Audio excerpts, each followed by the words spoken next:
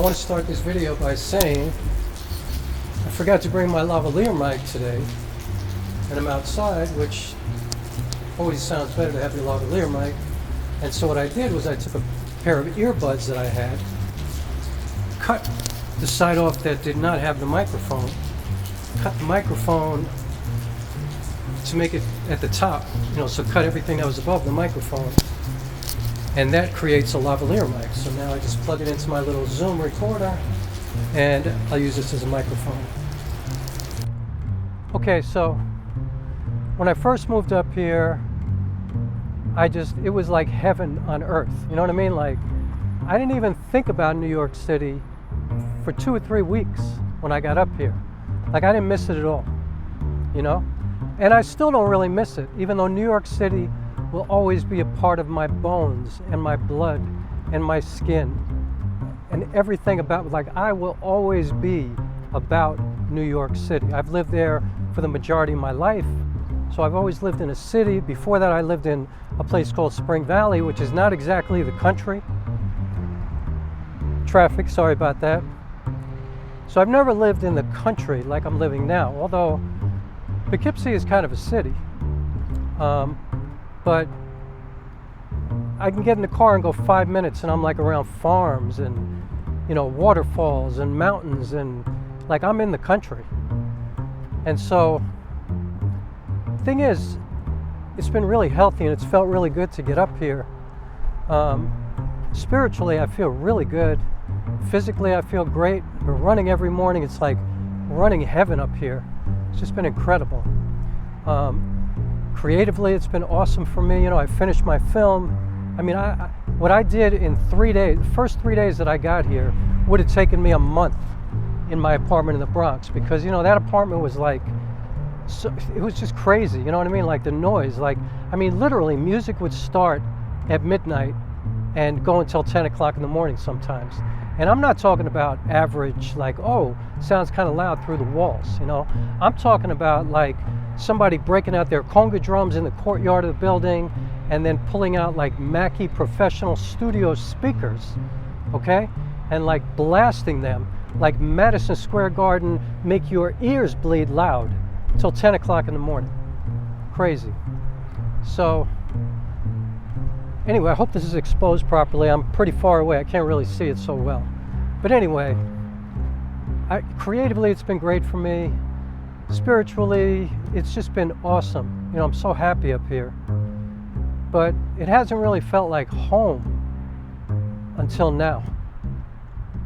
Because what I always need and what I look for and what I kind of require to feel like home is space where I can work. And work for me means rehearsing, making art, basically. And so I was walking around the other day in the rain, and I found this space down by the Children's Museum, which is down by the river in Poughkeepsie, in this beautiful park. I don't even know the name of the park, but it's a beautiful park right on the Hudson River, right across the river from Highland, New York, which is an amazing place. And I found this like empty, kind of casino looking place. Like it was just a big, empty, looked like a stage, actually. And there was nobody there. It was just completely empty. And I was like, wow, I just got sent here today. It was like there was nobody else out. It was kind of a lousy day. It got nicer as the time went by that day, but when I first got there, I was all by myself. And I was able to go in there. I kind of climbed over some chains and a little bit of fence that they set up. They locked it up.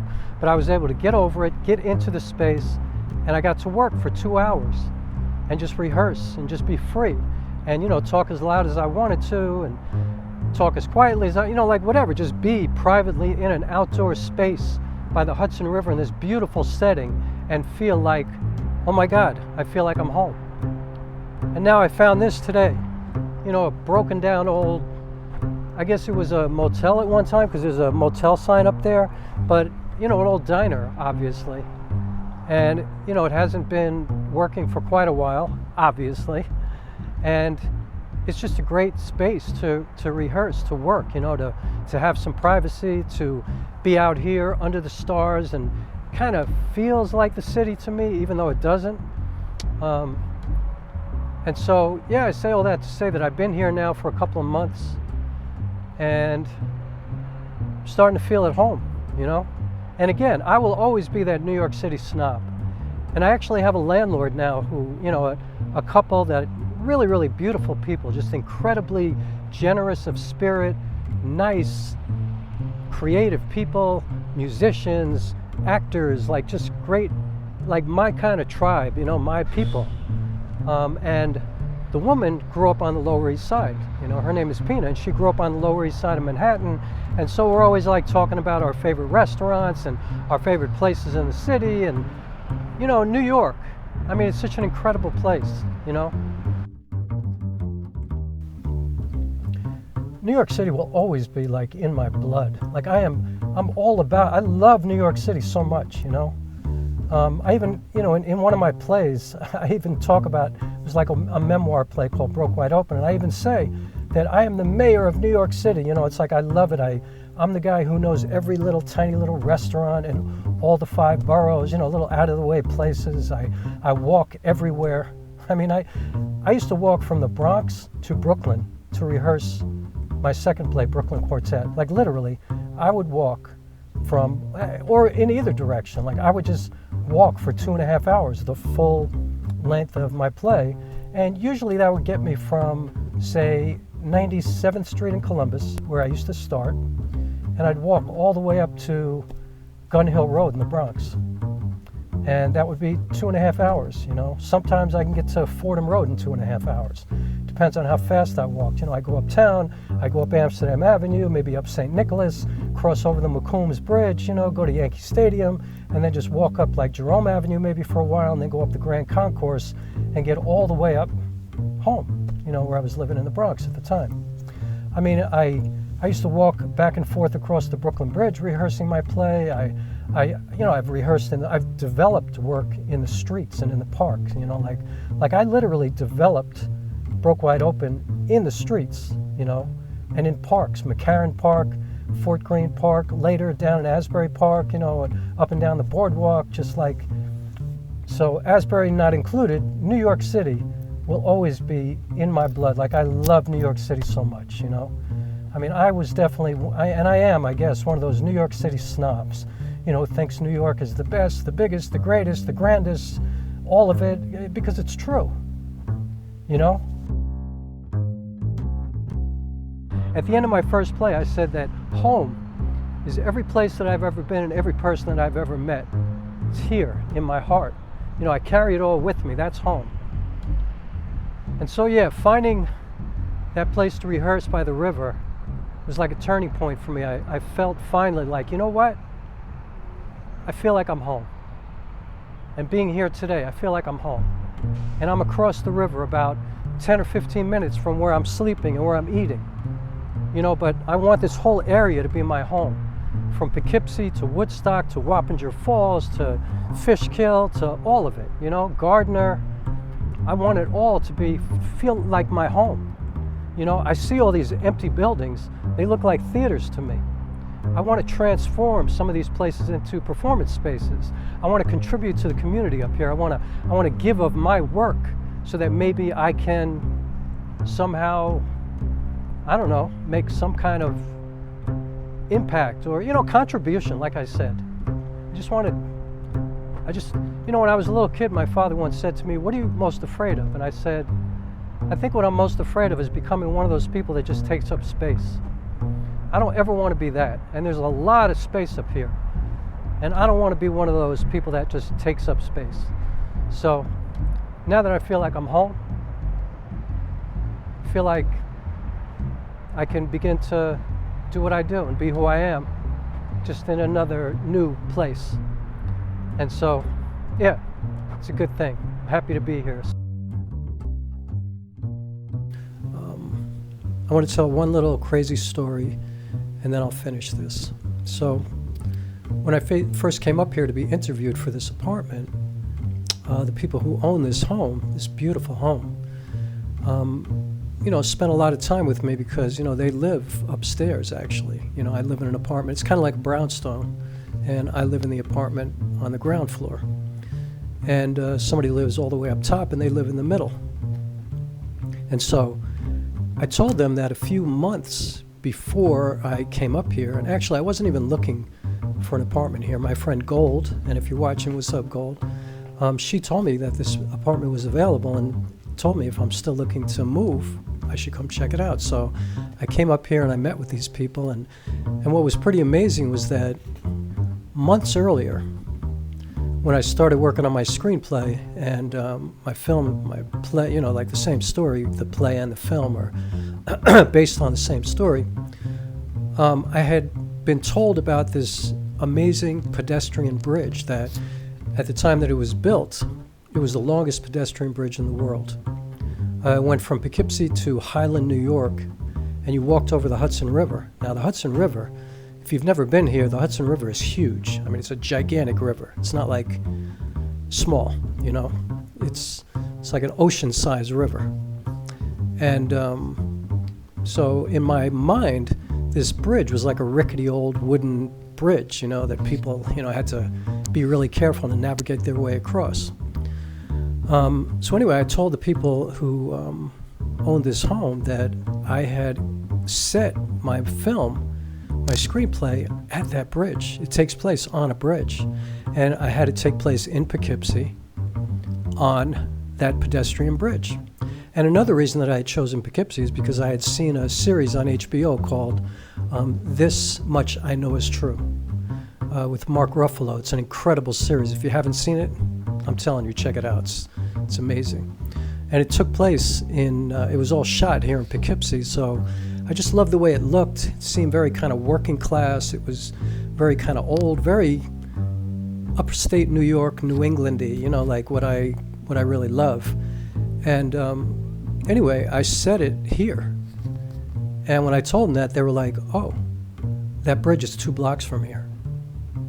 And so, if I needed any other kind of confirmation that it was time for me to go and that I landed in the exact right place, that helped, like where I placed myself already in this film.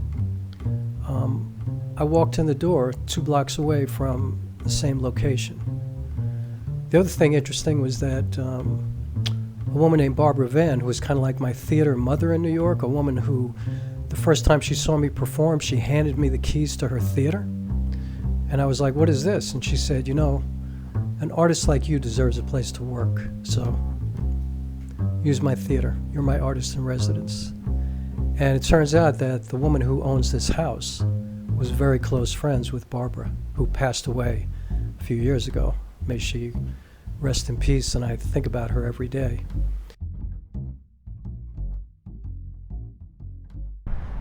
Thanks so much for watching this, as always, and I'm going to walk over there and do my thing and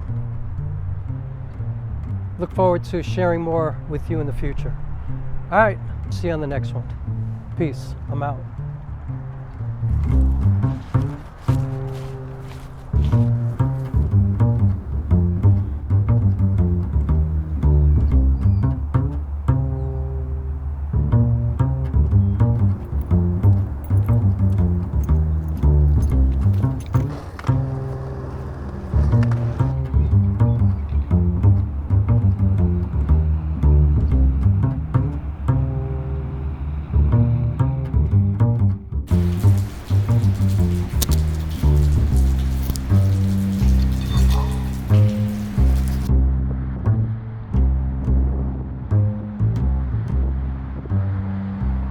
And so here's to possibilities and to see what happens from here. I'm really looking forward to seeing what goes on from this point in my life.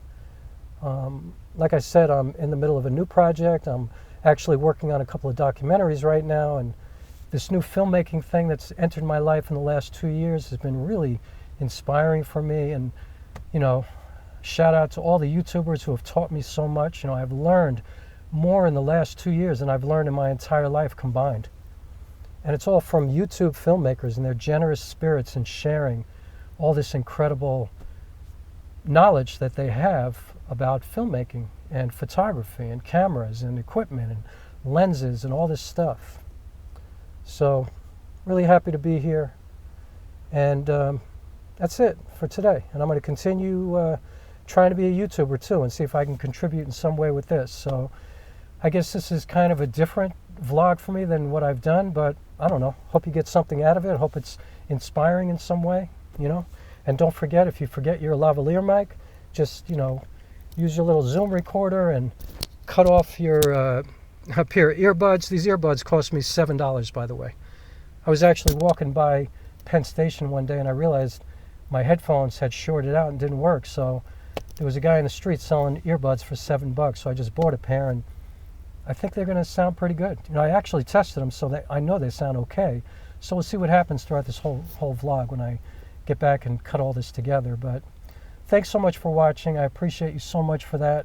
I hope you're all well. Hope everybody you love is well. And if not, my heart is with you, as I always say, and I mean that. And take care of yourselves. Take care of one another. Be careful out there. And I will see you on the next one. All right, peace.